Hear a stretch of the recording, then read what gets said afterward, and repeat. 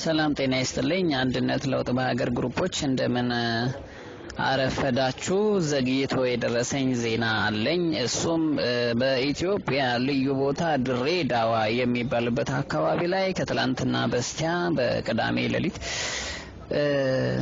ከሰማይ በሚገርም ሁኔታ በአስደናቂ ሁኔታ የፈጣሪ ስራ አይመረምርምና አሳ መዝነቡን ልገልጽ ወዳለው ማለት ነው። ይሄ እንደምታዩት በአስፋልቱ ዙሪያ አሳ ከሰማይ ዘንቧል። እንግዲህ አስደናቂም ባይሆን ድሮም ፈጣሪ እንደሚታወቀው በመጽሐፍም እንደተማርነው ከሰማይ መናን ያዘነበ ህዝቡን እንደሚመግብ ይታወቃል።